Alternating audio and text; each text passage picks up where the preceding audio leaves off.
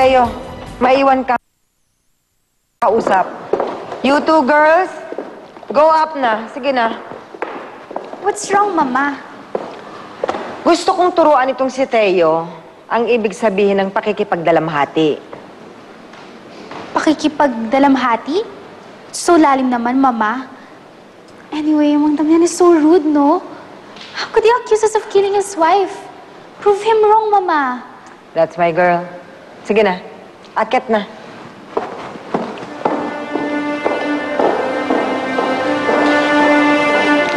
Naupo ka. Hindi ko nagustuhan ang ginawa mong pakikitungo kanina kay Gardo. Ni hindi mo kinausap. Alam mo, ayoko sa kanya, di ba? Pero nakita mo kung paano ko siya kinausap. Pinakitunguhan ko. May mga pagkakataon na kailangan mong gawin. Kung dapat. Gusto mo bang mapagbintangan? Hindi ko po talaga kaya, Mama. Sinubukan ko pero sa tuwing nakikita ko siya, naalala ko yung mukha ng nanay niya. Nagigilty ako.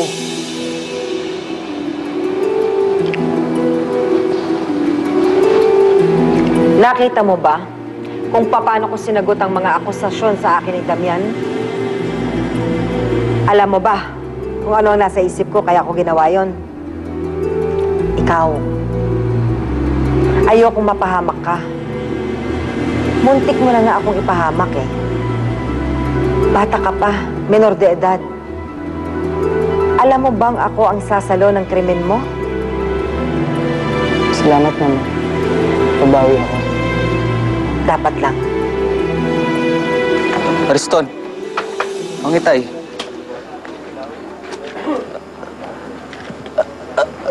Ayun. Umiinom.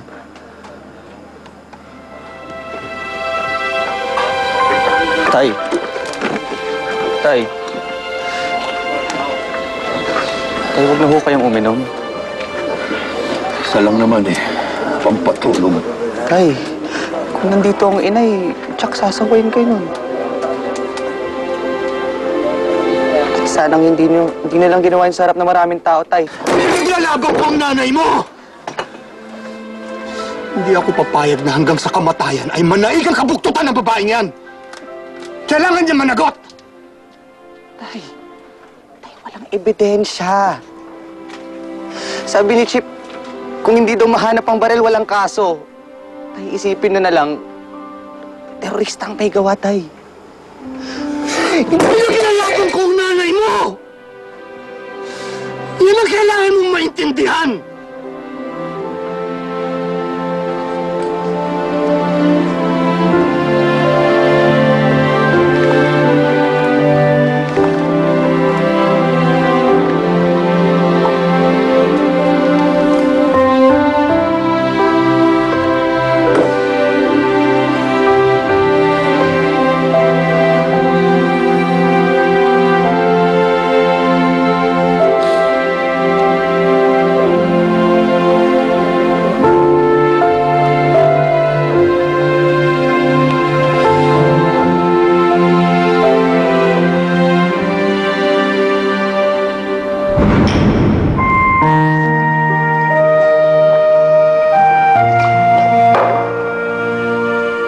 Naunahan na naman kita eh. Eh kasi naman, ang taas-taas ng tagay mo sa akin, yung sa'yo kalahati lang. Eh alam mo namang mas tumador ka kaysa sa akin. Ngayon lang yan habang binata, kaya nag-enjoy ako ng sagad-sagad. Kaya pag kinasal na kami ni Luming, wala nang pag-iinom na yan. Ako yan eh, kung may talagang inaasahang kasal si Luming. Alam mo namang pagod na yun sa kakatago. Tsaka alam mo namang sinugod siya ng mama mo nung nakaraang linggo, di ba? Oo, alam ko. Pero wala pa akong makapangako eh. Hindi kasi yung makagalaw eh. Pag nasagad ang pasensya ni Mama, ayoko madami siya. Eh, kaya pa naman niya maghintay, hindi ba? Matagal nang naghihintay sa'yo si Luming. Eh, isinantabi na nga niya yung mga pangarap niya para sa'yo eh. Sabihin mo, baka naman talagang takot na takot ka lang sa mama mo. Hindi porket sumusunod ako sa mama ko, eh takot ako sa kanya. Teka lang, ba't ba parang minamadali mo ako? Nag-aalala lang ako. Siyempre, ayoko namang may madahado akong kaibigan, di ba? Kaibigan o kaibigan? Mami ka nga, Damian. Gusto mo ba si Lumeng?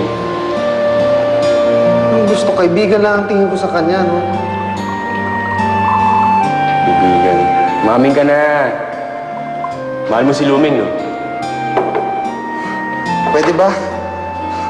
Huwag kang mag-isip ng ganyan. Oo. Mahal ko si Luming. Pero bilang kaibigan.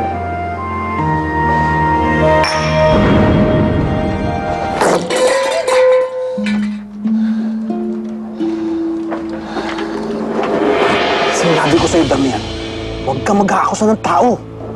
Wala sa kanya ang murder weapon. Pero hindi ibig sabihin na wala siyang kinalaman. Meron siyang tinatago at malalaman natin yan. Napakaaga pa para magsabi ng ganyan. Hindi ka dapat nagbibintang.